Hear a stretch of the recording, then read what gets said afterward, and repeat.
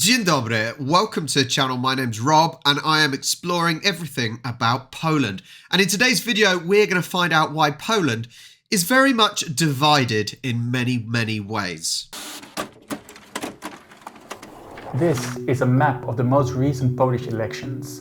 You can clearly see where the conservative government has been defeated by progressive opposition. Wait, no, this is actually a map of all the houses that have bathrooms. This is a map of the most recent Polish houses built before 1945. This is embarrassing. Wait.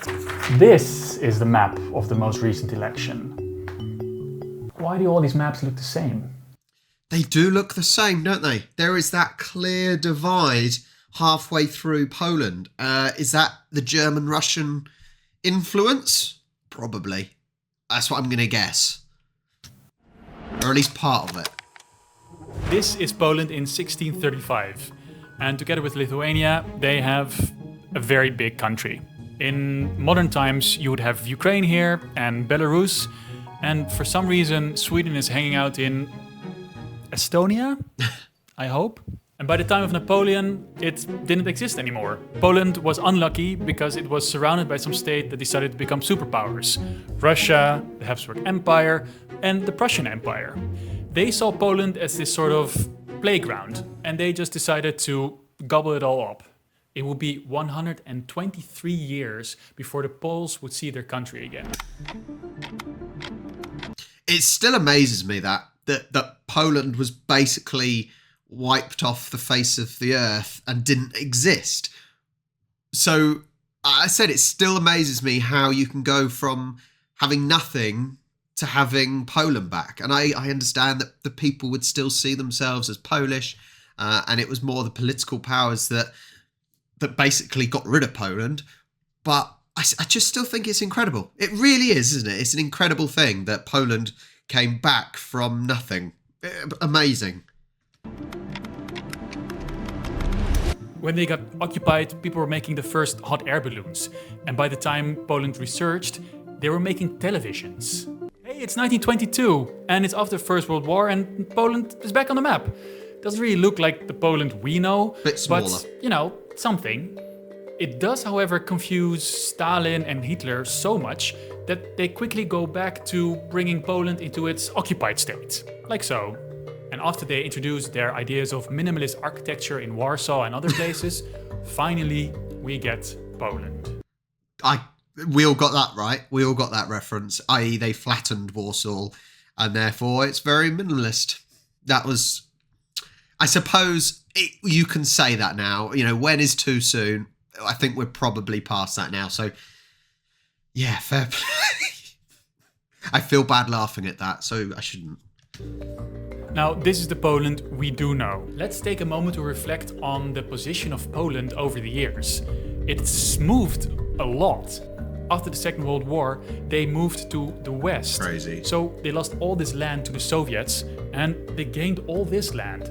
Land that had been in the hands of Germany for, well, centuries. You can see that in the names of the cities. Danzig becomes Gdansk. Breslau becomes Wrocław. And Wrocław. Wrocław. Wrocław. He hasn't added the correct letters, has he? Like, it's not an L, it's a... I don't know what you call... What do you call it? What do you call the L with the line in? Anyway, he hasn't added that, and Wrocław. Stettin becomes... Szczecin. Poland has had their modern borders for almost 80 years now, and that feels long. But when you look at history, that's just the blink of an eye. And this occupation by the Prussians, by the Russians and the Austro-Hungarians, it left its mark on the people. Not only then, but still nowadays. Definitely. Last October, Simon Pivcik tweeted this map thread. It's 2023, 109 years after World War I started, yet the pre-World War I imperial borders are still visible on the election map of Poland. This thread went viral. As someone who loves how history still influences the present, I had to go talk to him. I didn't really think too much about it, but then suddenly I saw the borders of the empires from before World War I. Simon is a Polish map nerd living in San Francisco. He has been obsessed with these borders since he found a special map. Probably one of the first viral maps I had was a map of access to restrooms inside of someone's house. So on this map, he suddenly saw the borders, and it didn't stop there. That makes sense if you look. So let's just quickly look back at this map. Now, we're saying there is... Where is it? That will do. We're saying that there is this divide, right? So on the east, you've got the Soviet side, and then on the west, you've got the German side. Well, in my head, please correct me if I'm wrong, but the Germans were a real superpower, but had the wealth. So therefore, to have the basic things like a toilet, a bathroom inside the house makes sense. Whereas the Soviet side, which would have been the east side of Poland, you know, they didn't necessarily have the same luxuries under the Soviet regime. So it makes sense. But I think the point of this is it's still very visible that things haven't modernized maybe as quickly as people would have liked. And those influences are still massively there. But you can see it. You know, I know going to Wrocław, the influences of Germany is still there. You know, it's not disappeared.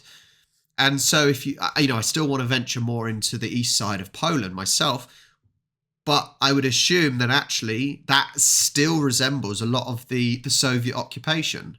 Out in the western part of Poland. They also won out in the bigger cities, places where people are generally more progressive. The Conservative Party won more in the east. This is a rural region, and it's also a region that is doing not so well as the rest of Poland. You can find some of the poorest provinces here. But why do these maps show the former imperial borders so well? Maybe not a lot of people realize, but many parts of Western Poland were kind of like the Wild West only 75 years ago. A lot of this has to do with the end of the Second World War. Stalin keeps this part to the east, and Poland gained all that German land to the west. And now millions of people are forced from their homes, both Germans and Poles. Many Poles settle in this area, this former German lands. And these Polish people, they not only lost their houses, they also lost their traditions, their communities, but also the social control of a place where you've been living for generations. And with less social control, you can do more what you want. And this makes people, well, less traditional. Another idea is that these migrants invested more in education. The theory is that people that are forced to migrate, they invest in things that are more easy to take with you. And this paper shows how the focus on education in these families is still there this day. One. You can clearly see the difference in schooling results between those that were forced and those that weren't forced to migrate. Higher education is linked to more progressive views. Another reason why these lands are more progressive could be that they just are closer to Germany. Germany is the biggest economic power on the continent. It's much easier to trade with or work in Germany if you're close. If you zoom out and take a look at the European Union as a whole, the eastern part of Poland is literally at the edge of the EU. This makes complete sense as well, right? That's so sad not having England and England, Northern Ireland, Wales and Scotland in this. So depressing. Anyway, it makes sense as well, doesn't it? Yeah, Poland is on the eastern side of the European Union, and you have the whole free trade and free movement and all this sort of stuff, or trade deals, should I say. And therefore, if the side of Poland that is closer to the countries like Germany and the other European nation countries, it makes sense. It's easier to export stuff. It's easier to import stuff. And I know, look, you could say it's not actually that much further, but if you don't have the road networks, for example, on the east side of Poland, I think Krakow and Warsaw is different. It's different because they are the main cities.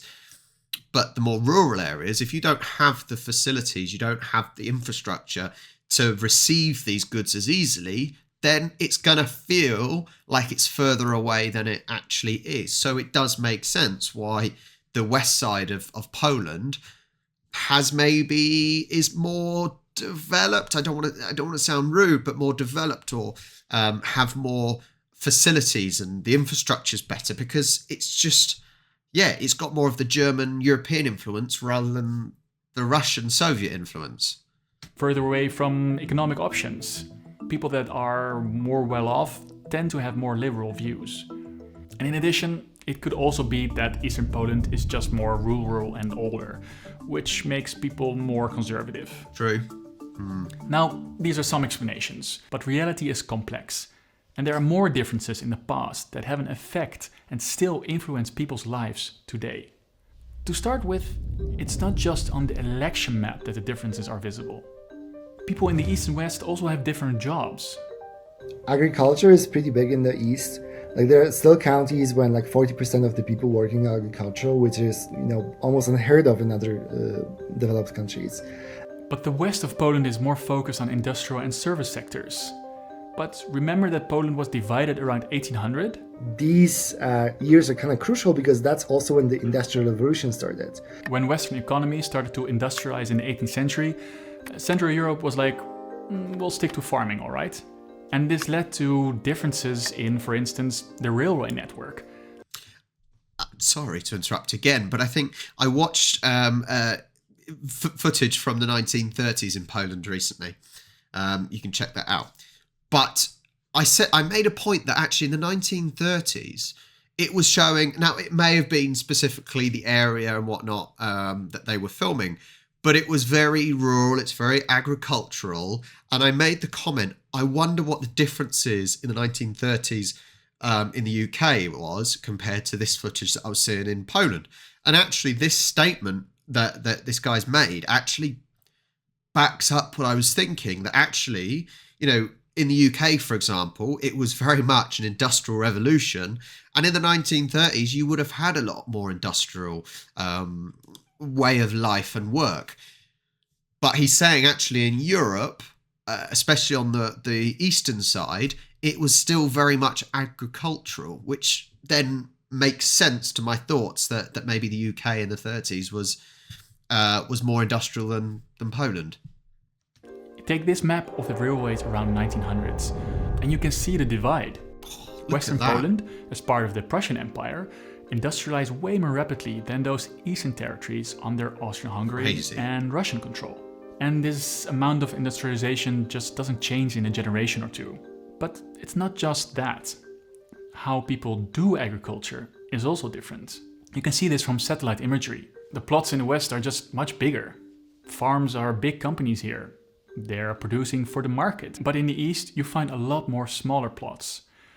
There's a video that was going around of a village in Poland where it's just one main road and there's houses on each side, and the almost their area is a rectangle going straight down, exactly like what we've got in the pictures on the right. Absolutely crazy. But it seems like it's more your own personal farmland rather than massive industrial areas. It's a super complicated thing with many explanations, but there are two things that I want to highlight here. Part of the answer is that in the West, it was way more normal that the older son would get all the land. But in the East, especially in Austria-Hungary, farms could be more easily split up between the kids. So then you get all these much smaller plots. And it's also in the West where the most parts of the land were collectivized under the Soviet government. And for some reason that really didn't go through in the East. And now to those maps that made Simon go viral for the first time. Housing. These maps show when houses are built. In general, the West has older homes built before 1945. This is probably the case because these were German lands.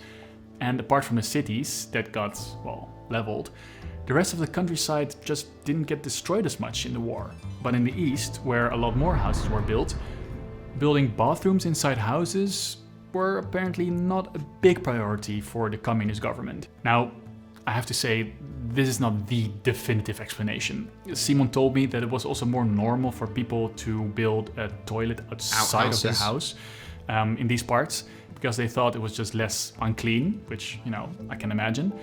But if you're a Polish person and you really know why this divide is there, let us know in the comments. I actually really want to know. I would assume that actually simply having more developed, I say technology loosely, but houses, it probably costs money to have all the plumbing and everything installed. Whereas if you have, a toilet in the garden, a lot of the UK had toilets in the garden. The plumbing would have been easier, probably cheaper, simpler, and therefore it makes sense. The German side of thing, that was the side of the country that was more wealthy, they could probably afford to install toilets, bathrooms inside the house. Whereas on the Soviet side, it didn't have the financial backing, did it? And therefore, it's a cost thing, I would suggest anyway. Whether I'm right or wrong, I don't know, but that's what I would think. One map that I really liked is the next one. In Polish language, there is not that many words that start with an A. So it means there are almost no cities that start with an A. But if you look at the former Russian area, a different picture starts to emerge. Suddenly you do find them.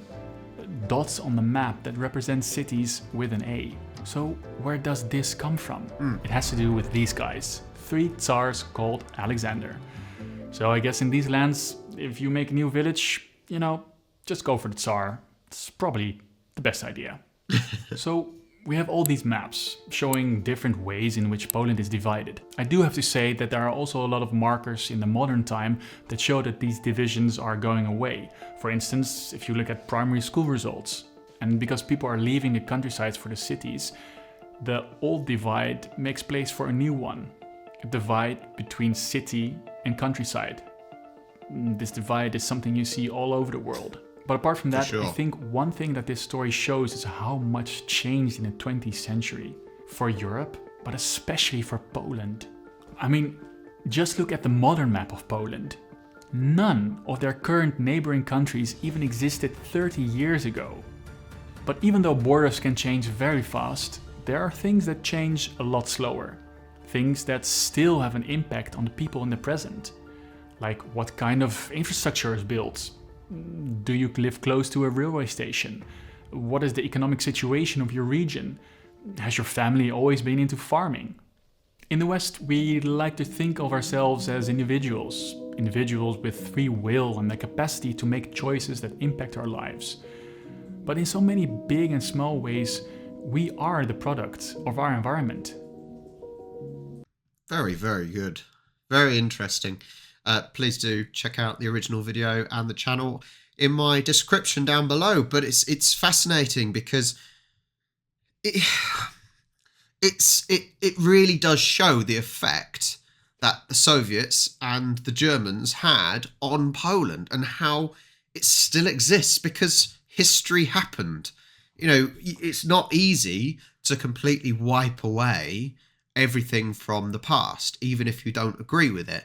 As I said, you look at Wrocław, for example, and it's still got Centennial Hall, which is one of the most German buildings I think I've ever seen. And they're not going to just knock it down. And what I'm trying to get at is those influences are still there. And yes, over time, the influences may diminish. But in this sense, it seems like the East has a lot of catching up to do because the Soviets had a different way of thinking. And they were both, let's be honest, the Germans at the time and the Russians, if we just focus on those two, they were both pretty bad groups, right? Most of us can probably agree. But they were bad, clearly, in different ways. They both wanted power, but the way they achieved it was different. The influences they had were just completely different.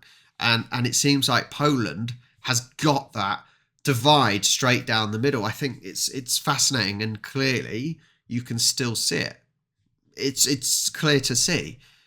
Fascinating. Thank you so much for watching. I hope you enjoyed this one. I just love learning. If you've got any more videos for me to watch, preferably they either need to be in English or have English subtitles, please do in the comments down below give me a link, or in my Discord server there's a suggested video channel where you can add the suggested videos. If you want to support my channel, become a member, buy me a coffee, any of that, go check out our vlogs on Charlie and Rob. That has all our trips to Poland so far, with more to come. Thank you so much Do widzenia. Pa pa.